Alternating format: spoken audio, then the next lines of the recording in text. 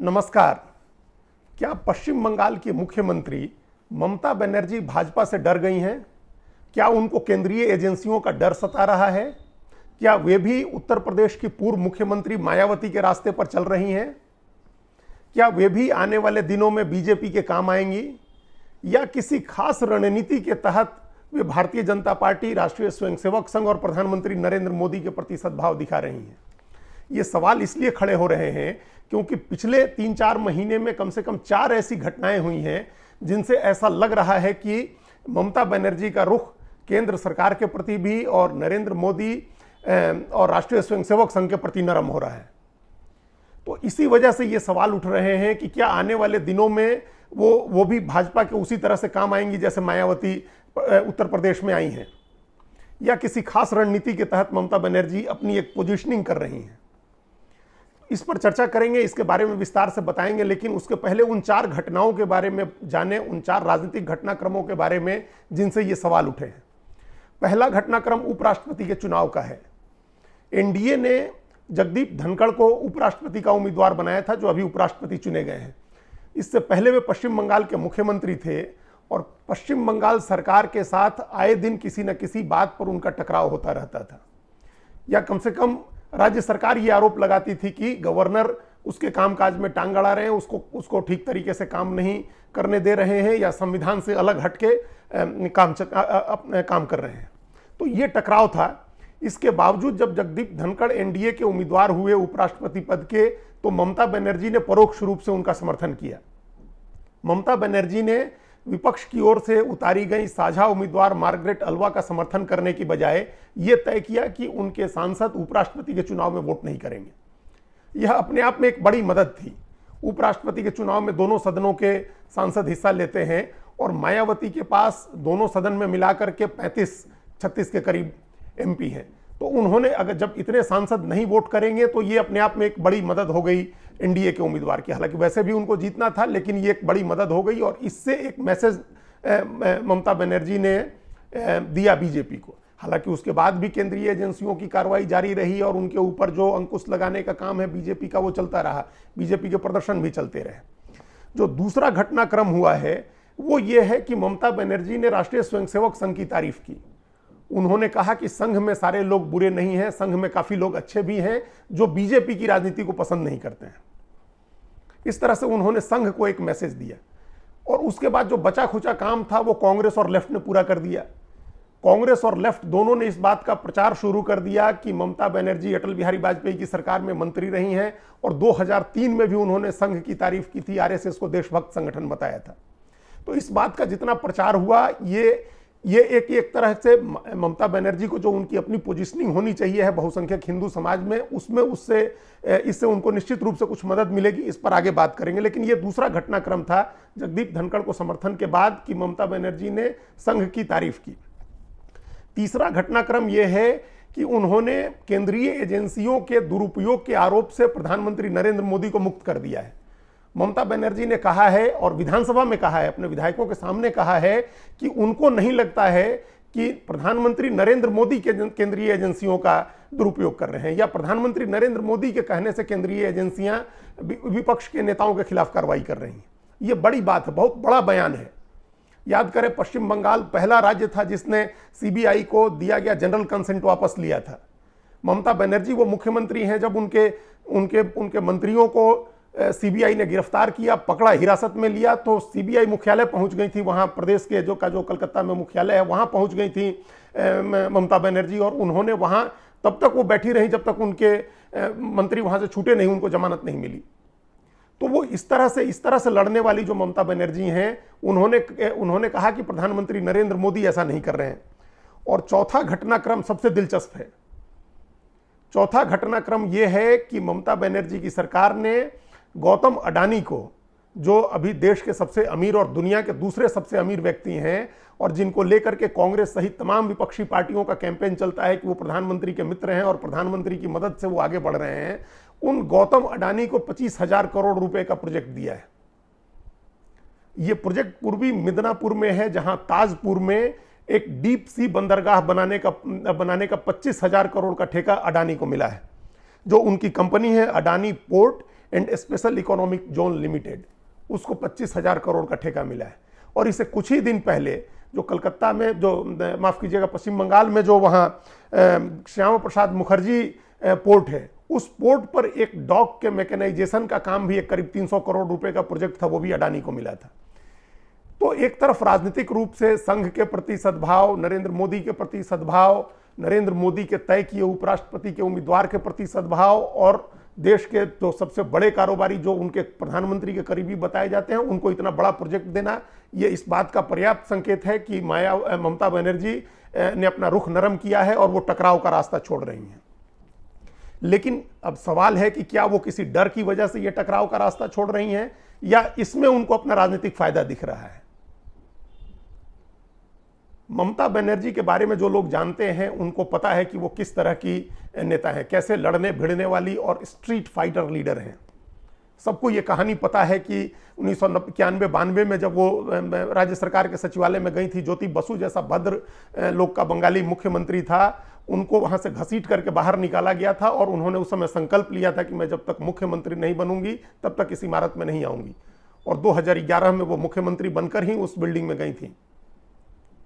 तो उस तरह की लेडी हैं वो। उनके बारे में टाइम मैगजीन ने और अमेरिका के कई बड़ी पत्रिकाओं ने, बड़े अखबारों ने उनका प्रोफाइल किया है और ये लिखा है कि इस पूरे दक्षिण एशिया में ममता बनर्जी इकलौती नेता हैं जो सिर्फ और सिर्फ अपने दम पर एक बड़े राजनीतिक मुकाम पर पहुंची हैं। उनके बारे में कोट अनकोट ये लिखा हुआ है, टाइम मैगजीन ने भी लिखा है और दूसरी पत्रिकाओं ने भी लिखा है कि वो एकमात्र नेता हैं, दक्षिण एशिया की एकमात्र महिला नेता हैं जो किसी बड़े नेता की बेटी नहीं है, जो किसी बड़े नेता की पत्नी नहीं है, जो किसी बड़े नेता की प्रेमिका नहीं है, और उसके बावजूद उस मुकाम तक पहुंची हैं जहां तक पहुंचना असंभव सा होता है। तो वैसी महिला, वैसी लड़ाका नेता क्यों इस तरह के सद्भाव दिखा रही हैं, क्यों लड़ाई का रास्ता छोड़ करके वो नरमी दिखा रही हैं बीजेपी के प्रति और नरेंद्र मोदी के प्रति या आरएसएस के प्रति? क्या इसलिए कि उनके भतीजे अभिषेक बनर्जी के खिलाफ सीबीआई और ईडी की जांच चल रही है? क्या इसलिए कि उनके मंत्रियों को गिरफ्तार करके जेल में डाला गया है? पार्था चटर्जी जेल में है, अनुव्रत मंडल जेल में है और अनेक नेताओं के खिलाफ सीबीआई और ईडी की जांच चल रही है। अभिषेक बनर्जी के साथ साथ उनकी पत्नी की भी जांच हो रही है और उनकी पत्नी की बहन की भी जांच हो रही है। तो क्या इस वजह से ममता बनर्जी डर गई हैं? इसकी संभावना कम है। ममता बनर्जी के डर जाने और डर कर कोई समझौता करने की संभावना कम है। यहां मायावती और ममता बनर्जी में फर्क है। मायावती अपना नुकसान करके बीजेपी का फायदा पहुंचा रही है, लेकिन ममता बनर्जी अपना कोई नुकसान नहीं कर रही है। वो एक रणनीति के तहत, वो एक स्ट्रेटेजी के तहत 2024 के चुनाव को ध्यान में रख के और ये पोजिशनिंग कर रही है अपनी। याद करें, ये इस तरह की राजनीति अरविंद केजरीवाल ने अपने शुरुआत के दिनों में पहले 6-7 साल इसी तरह की राजनीति की है। कि वो पिछले एक बार 2014 में जब वो नरेंद्र मोदी के खिलाफ लड़ने गए थे, उस समय से लेकर के और अभी पंजाब का चुनाव जीतने तक, इन 7-8 सालों में उन्होंने कभी नरेंद्र मोदी को अटैक नहीं किया। वो बहुत दबी जुबान में बीजेपी की आलोचना करते थे, लेकिन नरेंद्र मोदी को कभी अटैक नहीं करते थे। उनको पता था कि वो जहां राजनीति कर रहे हैं दिल्ली में, वहां नरेंद्र मोदी को चाहने वाले, उनको पसंद करने वाले बड़े लोग हैं।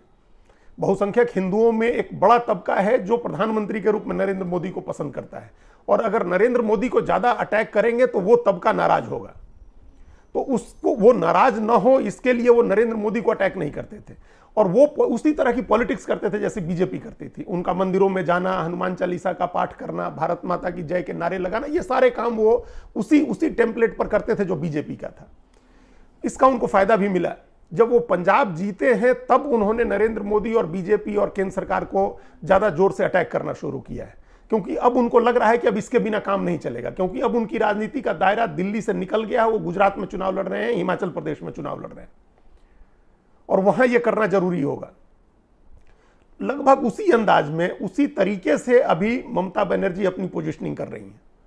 उनको पता है कि पश्चिम बंगाल में नरेंद्र मोदी की क्या लोकप्रियता है, खासतौर से बहुसंख्यक हिंदू समाज के बीच में।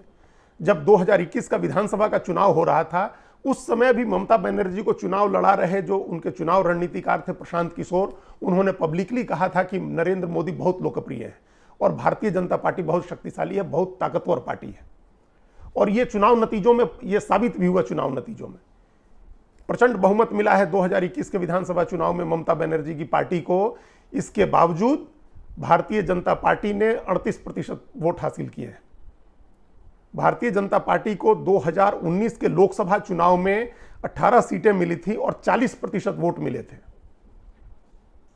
ममता बनर्जी को, उनकी पार्टी को 43% वोट थे और भारतीय जनता पार्टी को 40% वोट था। विधानसभा चुनाव में यह वोट जरूर कम हुआ, बीजेपी का 2% वोट कम हुआ और ममता बनर्जी का वोट 5% बढ़ा, लेकिन 40% जो लोकसभा में मिला था उसी के करीब 38% वोट मेंटेन करना बहुत बड़ी बात थी। और वो इसलिए संभव हो सका क्योंकि पूरा राज्य बहुत बुरी तरह से पोलराइज्ड है। वहां हिंदू का कंसोलिडेशन है और बहुत बड़े पैमाने पर है। पश्चिम बंगाल वो राज्य है जहां 30% के करीब मुस्लिम आबादी है और ये सबको पता है कि जहां इतनी बड़ी मुस्लिम आबादी होगी वहां चुनाव जीतने के लिए हिंदू वोट का पोलराइजेशन 50% से ज्यादा होना चाहिए, एटलीस्ट 60% होना चाहिए।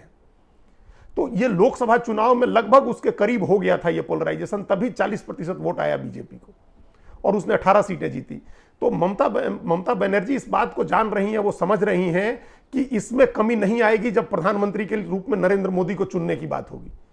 जब नरेंद्र मोदी की बात होगी तो हिंदू वोट में का बड़ा तबका जो है वो पोलराइज हो सकता है बीजेपी के पक्ष में।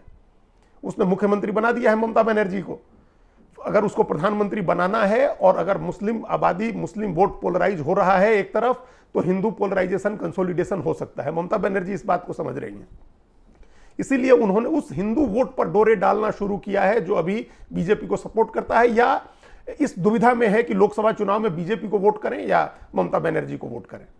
तभी सबसे पहले उन्होंने उपराष्ट्रपति के चुनाव में धनखड़ का समर्थन किया। उनको पता था कि नरेंद्र मोदी ने उनको उम्मीदवार बनाया है और वो बीजेपी के उम्मीदवार हैं। फिर उन्होंने राष्ट्रीय स्वयंसेवक संघ के प्रति सद्भाव दिखाया कि संघ में काफी अच्छे लोग भी हैं जो बीजेपी को पसंद नहीं करते हैं।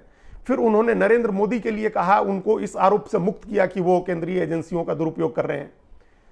तो ये इस तरह से उन्होंने एक मैसेज दिया है कि वो बीजेपी से दूर नहीं है।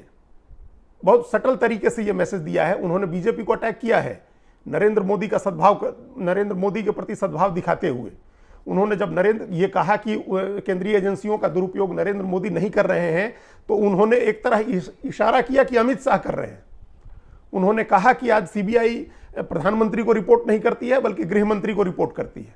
तो उन्होंने एक बैड गाय चुना, उन्होंने एक खलनायक बनाने के लिए अमित शाह को चुना।